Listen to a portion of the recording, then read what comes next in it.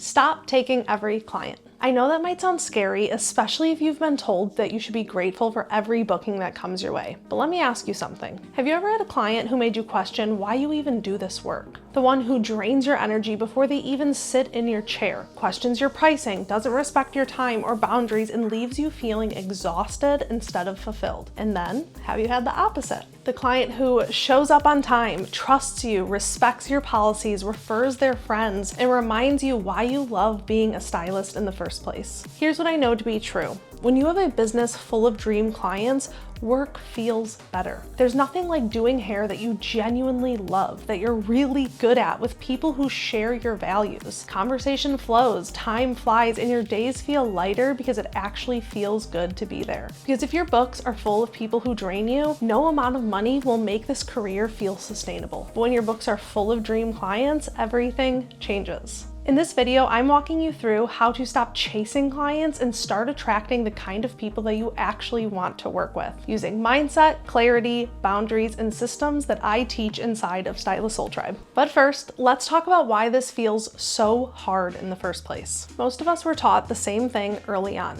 You can't afford to be picky. You need every client that you can get. Beggars can't be choosers. Just get them in the chair and figure it out later. And honestly, in the beginning, that mindset makes sense. When you're building, you do need volume. You do need experience. You do need reps. The problem is, a lot of stylists never update that mindset as their business grows. They keep saying yes to everyone. They overextend to keep people happy. They bend their own boundaries because they don't want to disappoint anyone. And over time, that creates a clientele that wasn't built intentionally. It just kind of happened. It was built accidentally or out of alignment. And that's when resentment starts to creep in.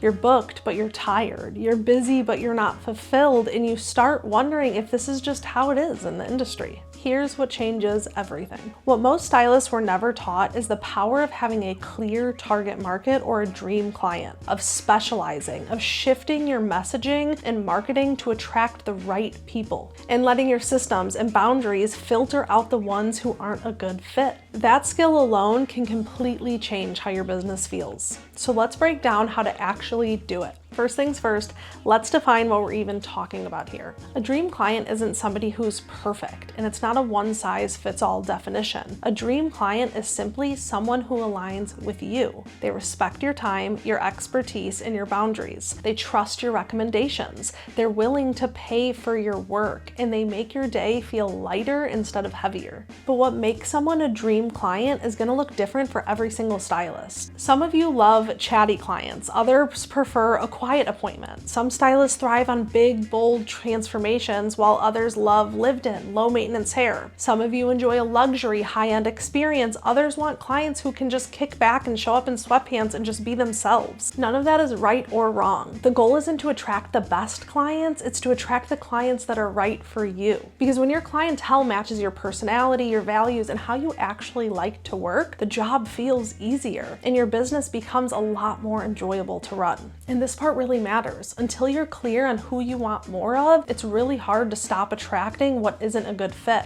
So, how do you get that clarity? Let me show you. This is where the work begins, and it's a lot simpler than you think. Before you can start attracting more dream clients, you need to get really honest about who's already in your chair. This is one of my favorite exercises. I call it the yes, no, maybe audit. Make a list of your current clients and sort them into 3 categories. First, we have yes clients. These are the people that you genuinely enjoy working with. You look forward to seeing them. You like the services that they book. They respect your time and your boundaries. They light you up, and if you could clone them, you would. Then we have the no clients. These are the people who drain you, the appointments that you dread, the ones that leave you feeling exhausted, frustrated, or resentful afterwards. Maybe their expectations are just something that you don't have the tools to meet. Maybe they're constantly negative. Maybe your values just don't align and you find yourself biting your tongue the entire appointment. And then in the middle, we have the maybe clients. This is where most of your clients will fall. These are neutral, professional relationships. Nothing unhealthy, nothing draining, nothing wrong. They may not light you up, but they don't take anything from you either.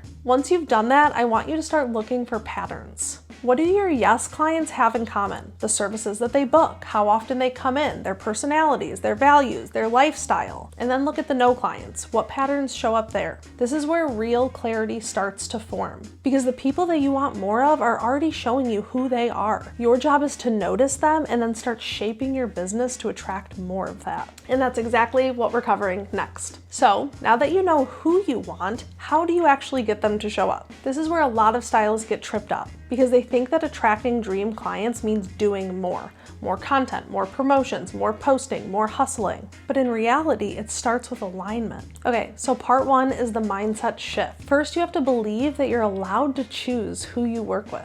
That doesn't mean that you're above anyone, and it doesn't mean that you're excluding people out of ego. It means that you understand that not every client is a good fit for every business, and that's normal. Here's a question that I love to ask. If your books were already full of dream clients, how would you show up differently? What would you stop tolerating? How would you show up to work? What would the guest experience actually feel like?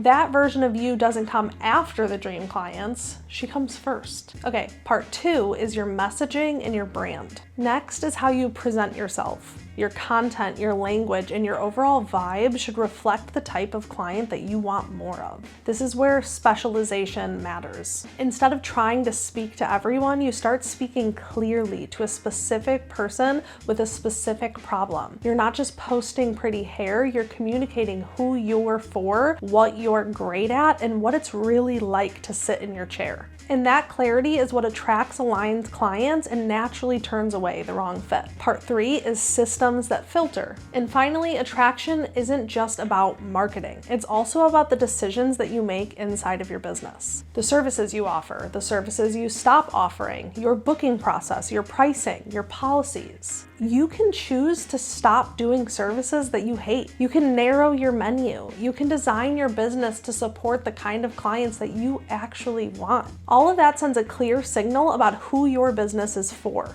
and the right clients respond to that. But here's what people don't talk about enough. Attracting them is only half of the battle, because anyone can have a great appointment once. The real question is, how do you make them stay? What makes someone stay is how it feels every time they come back. That comes from clients knowing what to expect when they sit in your chair. The experience feels familiar. The communication is clear. They trust how you guide them through decisions. A lot of this comes down to paying attention to your clients. Remembering how they like their hair styled, how often do they want to come in, what actually matters to them, noticing patterns and making thoughtful recommendations instead of starting from scratch every visit. You don't have to blur professional lines or perform for people, but you do need to create trust. That means educating them, helping them understand their hair, setting realistic expectations, and guiding them towards what actually works for their lifestyle. And then there's the part that people don't talk about enough. Your energy is part of the service. If you're burnt out, your clients feel it. If you're frustrated, they feel it. If you're resentful, they feel it. That's why protecting your schedule, your white space, and your boundaries matter so much. It allows you to show up present, grounded, and confident.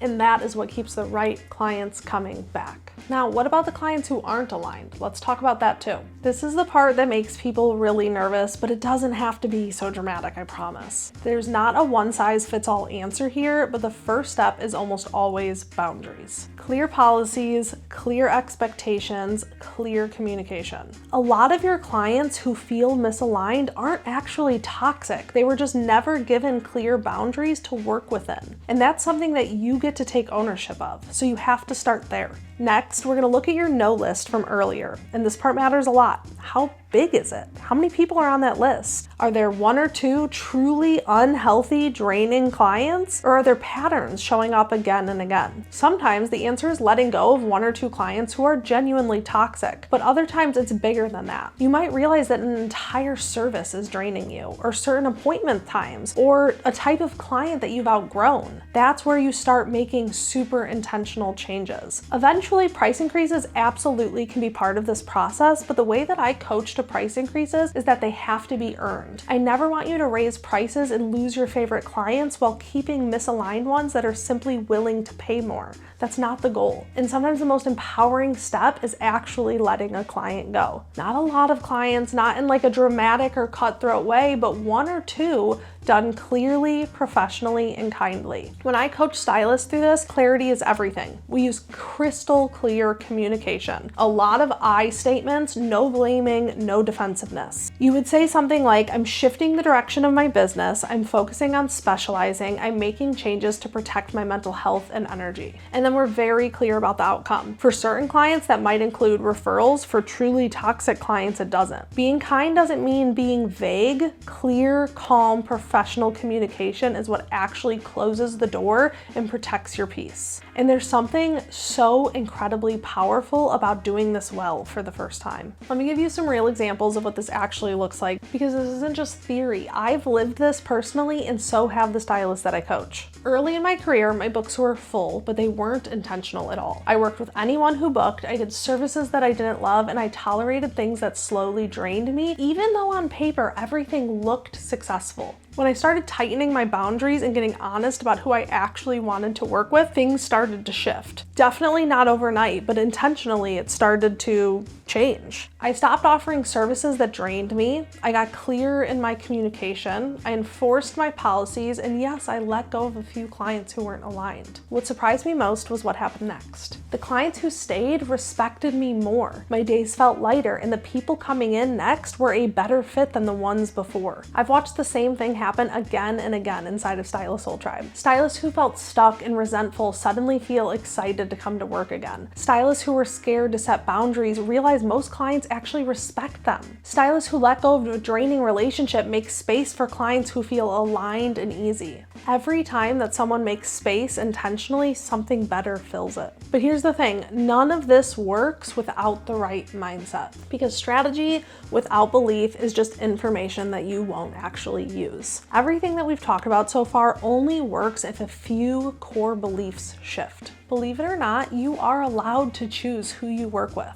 Your energy is extremely valuable. How you feel every day when you go into work really matters. Saying no to the wrong fit clients is saying yes to the right ones. You need to understand that you don't have to operate from scarcity. In fact, you cannot operate from scarcity if you want to implement all these things that we've talked about today. And when these beliefs shift, the way that you run your business really starts to change. So, if you're ready to actually do this, here's where to start. You don't need to overhaul every single thing overnight, just start right here. First, I want you to do the yes, no, maybe audit. Get honest about who lights you up, who drains you, and who's neutral. Second, I want you to define your dream client, not in a vague way. Get super specific about the services they book, how often they come in, how they communicate, and what they truly value. Third, I want you to take a look at your messaging. Does your content actually speak to that person, or is it trying to appeal to everyone? Fourth, I want you to set one single new boundary, just one. A policy, a service that you stop offering, a clear expectation, and then pay attention to who respects it. And finally, I want you to give yourself permission to move slowly. You don't need to overhaul your entire business overnight. Small, intentional changes compound a whole lot faster than you think. Here's what I want you to take away from all of this. You can't build a business that you enjoy if you're surrounded by people who drain you. And that doesn't make you ungrateful, it makes you intentional. Your clientele is something that you curate over time through clarity, through boundaries, through the choices that you make and how you want your days to feel. You do not have to take every single client. You don't have to please everyone, and you don't have to build a business that slowly burns you out. There are clients out there who will respect you, trust you, and love working with you. And when you start to build your business with intention, those are the people who tend to show up. If you want support with this, DM me SST on Instagram. Inside of Stylist Soul Tribe, this is the kind of work that we do together. Clientele, boundaries, pricing, systems, and building a business that actually feels good to run. You deserve to love the people in your chair, and it's absolutely possible to build that.